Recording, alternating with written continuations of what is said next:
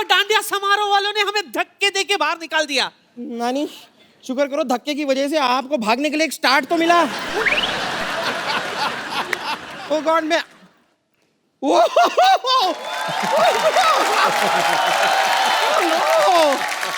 Hello Anil sir, hi hi, I am bumper, hi hi. No, he is Harshvardhan Kapoor. Oh, he looks same like Anil Kapoor. No actually मैं अनिल ही हूँ, आजकल थोड़ा सा हर जैसे लगने लगा हूँ। Every day younger younger. Hello hello sir, लेकिन सही में कह रही हूँ आपसे मिलके हर बार अंदर से ऐसी झकास वाली फीलिंग आती है। सच में इट्स सच अ प्लेजर। और सर आपका तो कमाल है, मैं आपको बता रही हूँ। नहीं मतलब इतने सारे लोग ना इंडस्ट्री में आते हैं और इतने सालों सालों काम करते हैं और बड़ा नाम करते हैं, ये तो आए इतने बड़े नाम के साथ हैं। राकेश ओम प्रकाश मेहरा, अगर आप फिल्म नहीं भी बनाए तो भी आपका नाम बड़ा ही रहेगा। बहुत सही कहा तूने, लेकिन आज तो यह मजा ही आ गया। प्रकाश विद झकास। क्या बताऊं, मैं आपकी बहुत बड़ी फैन हूं। आपके सारे फिल्म देखे मैंने, सिर्फ 5 फिल्म छोड़ के। कौन सी 5? दिल्ली 1 to 5। पता ही नहीं चला कब लगी कब उतर गई, सीधे दिल्ली 6 देख डाली मैंने। दिल्ली 6 क्या गाना था ना वो, मसक कली कसक कली। अनिल भी था ना उसमें? नहीं वो मैं नहीं था, वो नहीं था। नहीं लेकिन अगर आप भी वो गाना करते ना बहुत अच्छे लगते आप। करते क्या है, अब भी करा देते। अनिल करेगा ना गाना? मैं कुछ भी करने को रेडी हूँ।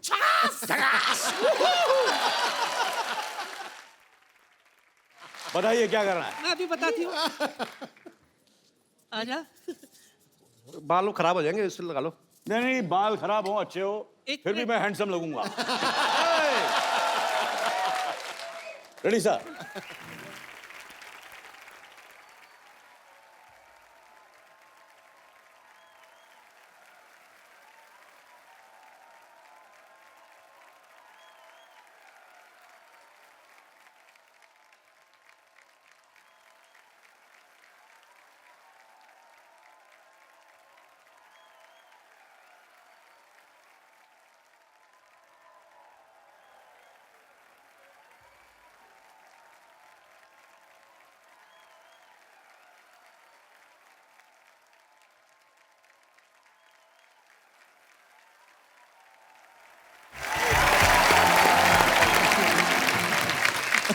लाओ कबूतर वापस दे दो, थक गया बेचारा। बुड़कुड़ू बुड़कुड़ू। कबूतर थक गया लेकिन मैं नहीं थका।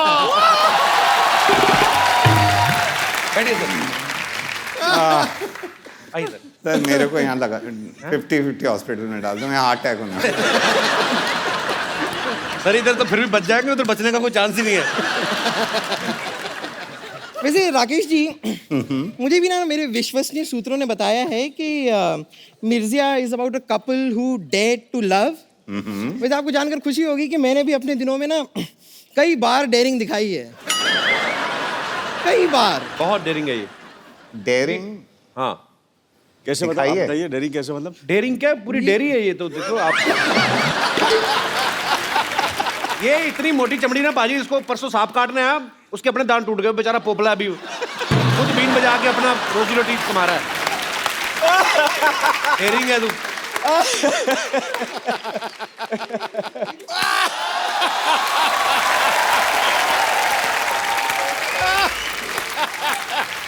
मानना पड़ेगा कपूर शर्मा, क्या कमाल की बात की आपने। ये जो कटु शब्द आप बोलते रहते हैं कपूर शर्मा, वो कहीं ना कहीं आपके शरीर में खत्म भी तो होते होंगे।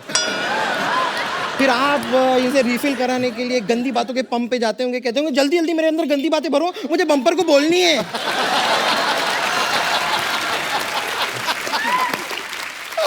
वैसे मैं आपको अपनी डेयरिंग बता रही थी। हुआ क्या था, हमारा ये जो मोहल्ला है ना, इसमें एक साइंटिस्ट हुआ करते थे। उनकी कोई गर्लफ्रेंड नहीं थी, उनसे कोई प्यार नहीं करता था, but I dared to love him. पर पता नहीं उन्होंने मेरे साथ क्या एक्सपेरिमेंट किया, कुछ दिनों बाद पता चला कि मैं उनकी साली बन गई हूँ। वाकई में अनिल साइंटिस्ट बहुत बड़ा था, इसको तो सिर्फ साली बनाया, इसकी बहन को माँ बना डाला।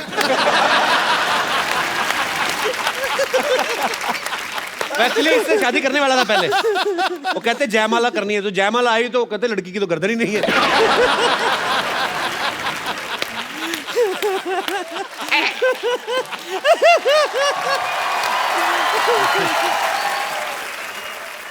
बम्पर नानी, तुम लोग इतनी मिठाई की दुकान की तरह सजी घूम क्यों रही बाय द वे? नहीं, मैं बताती हूँ, इस सवाल का जवाब मैं देती हूँ। हम डांडिया खेलने गए थे। अच्छा। वहां पर आपकी ये जो नानी है, उन्होंने ऐसा डांडिया खेला कि सामने जो आदमी खड़ा था उसकी नाक में दोनों डांडिया हालो रे हालो डम। रियली नाक में ऐसे। हाँ तो क्या हुआ, जानबूझ के मैंने किया था राकेश। क्यों? सामने वाले बंदे को जुकाम हो गया था, उसकी नाक बह रही थी, जिसकी वजह से ग्राउंड काफी स्लिपरी हो गई थी। मैंने सोचा इससे पहले कि लोग गिरे पड़े, मैं फाटक ही बंद कर देती हूँ।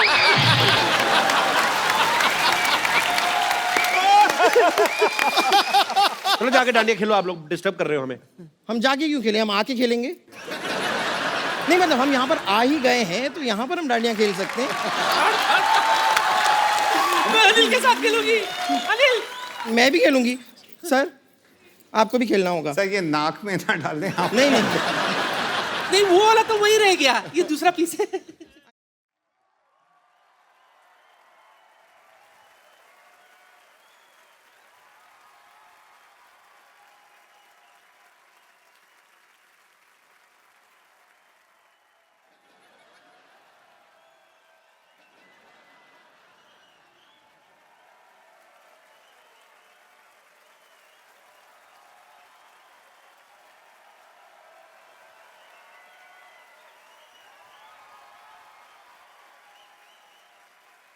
और आपको मेरी तरफ से भरपूर गालियां। हट। सर सर गुड, मजा आ गया। गलती हो गई सर। मिर्चिया तो यही थे। आपको क्या लगता है कि मैं ये सब कपिल के शो के लिए करा था? किसके लिए? एक्चुअली मैं इनको इम्प्रेस करा था आपने साबित कर दिया कि आप ही ये मिर्जा। कि मैं ही मिर्जा हूँ। नहीं नहीं, आज मैं इम्प्रेस हुआ तो नानी से।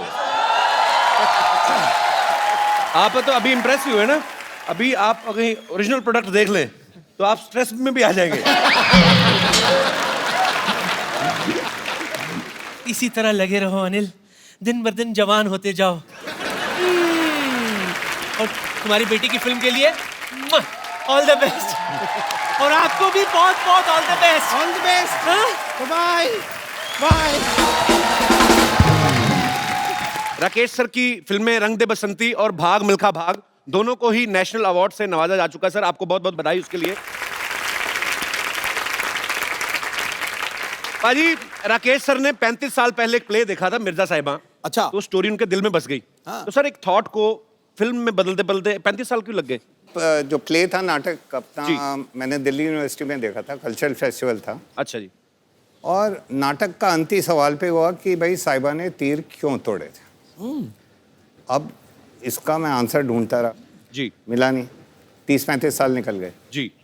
तो कहीं ना कहीं ये बात जहन में रह गई। तो मैंने गुलजार भाई को फ़ोन किया। जी। मैंने कहा सर चाय पिलाएंगे? उन्होंने कहा आ जाओ, पड़ोसी है। मैं फट से उनके घर पहुंच गया। अच्छा। चाय का पहला सिप लिया और पूछा, गुलजार भाई ये साहिबा ने तीर क्यों तोड़े थे? कहते हैं बच्चों ये तो तुम जाके साहिबा से पूछो, मेरे से क्यों पूछ रहे हो? अच्छा। मैंने कहा सर मिल नहीं रही, कब से ढूंढ रहा हूँ साहिबा को, आप ही बता दें। तो उनकी आंखों में चमक आई, वो समझे मैं कहाँ जाना चाह रहा था। उन्होंने कहा चलो हाथ पकड़ के चलते हैं, साहिबा को ढूंढेंगे, मिर्ज़ा को ढूंढेंगे, उन्हीं से पूछ लेंगे कि ऐसा किया तो क्यों किया, तीर क्यों तोड़े। तो ऐसे शुरुआत हुई मिर्जा की। क्या बात। क्या बात। आज आपसे एक सवाल करूंगा क्योंकि मैंने ये राकेश जी को हमेशा सुना है कहते हुए कि ये गुलजार साहब के पास गए और उन्होंने कहा कि कि साहिबा ने तीर क्यों तोड़े थे। आपको तो मिर्ज़ा साहिबा की कहानी पता ही है। मैं आपसे पूछना चाहूँगा कि साहिबा ने तीर क्यों तोड़े थे?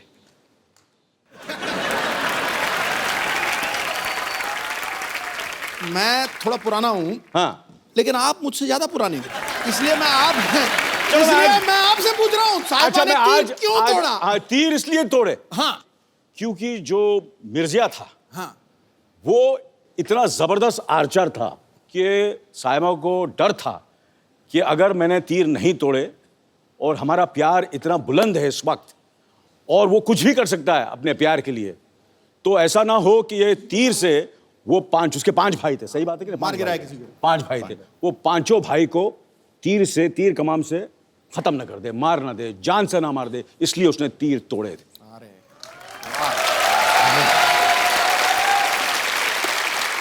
इसलिए मैं बोल रहा था, एक्चुअली मुझे लेने वाले थे मिर्जा में, इतना मैं घुस गया था, इतना स्क्रिप्ट मुझे मालूम था, मिर्जा के कैरेक्टर में इतना चला गया था। वो प्रॉब्लम, जैसे मैंने कहा कि एज की प्रॉब्लम होगी, अदरवाइज आपको पता है मैं कैरेक्टर कितनी रिसर्च करता हूँ। मैं बिल्कुल सर, मैं मानता हूँ आपकी बात। फिल्म मिर्जा में राकेश सर ने अनिल सर के बेटे हर्षवर्धन को कास्ट किया। कुछ साल पहले एक फिल्म आई थी दिल्ली 6, उसमें इन्होंने सोनम को कास्ट किया, सोनम कपूर को। अच्छा, हम क्या मतलब समझेंगे आपको बच्चे अच्छे लगते हैं, उनके पापा नहीं अच्छे लगते? आप मतलब ये आपको डेट्स नहीं देते या आप इनको फिल्में नहीं देते? देखिए, ये पापा वर्ड से मैं थोड़ा टची हूँ, जरा पापा नहीं बोले तो अनिल को नहीं लेते। हाँ, और ज्यादा आपको इज्जत देनी तो हाँ अनिल यार, जी तू बोल देते। ये जी। गलत बात है यार, नेगेटिव हो रहा है तू यार, पापा बोल के बड़ी नहीं गलत बात सॉरी, है। Sorry for my apologetic words. आप सोनम और हर्षवर्धन के अनिल को क्यों नहीं काम देते? क्या है कि मैं क्या बच्चों के साथ काम नहीं करता, मैं कोई चाइल्ड फिल्म थोड़ी बना रहा हूँ। नहीं, एक्चुअली सर ये चिल्ड्रन फिल्म हो तो समझो 18 साल का तो हो जाए कम से कम। हाँ, इसलिए रंग दे बसंती में इन्होंने आमिर को लिया।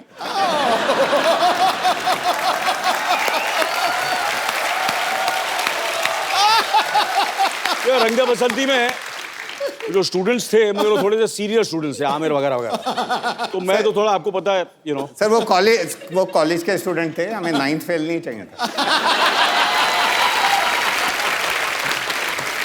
सर मिर्जा के ट्रेलर में हम देखें तो साफ ऐसा चलता है कि उस एरा की 2 फिल्में चल रही हैं, एक आजकल के एरा की है, एक जी। मिर्जा के ओरिजिनल जो उसका पीरियड था उस समय। रंग दे बसंती में भी हमने देखा, उसमें भी एक तरफ भगत सिंह जी की स्टोरी चल रही है, एक तरफ आजकल के कॉलेज की जो स्टोरी है। तो सर आपको नहीं लगता कि आप एक टिकट के खर्चे में 2 फिल्में दिखा देते लोगों को?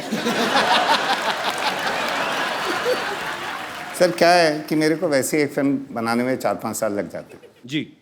तो लोग कहते हैं कि जल्दी जल्दी फिल्म बनाया करो भाई, ये 4-5 साल क्यों ले रहे हो? तो मैं वो 4-5 साल में एक फिल्म में 2 फिल्में बना देता हूँ। अच्छा, ये अच्छा लॉजिक है, वेरी नाइस।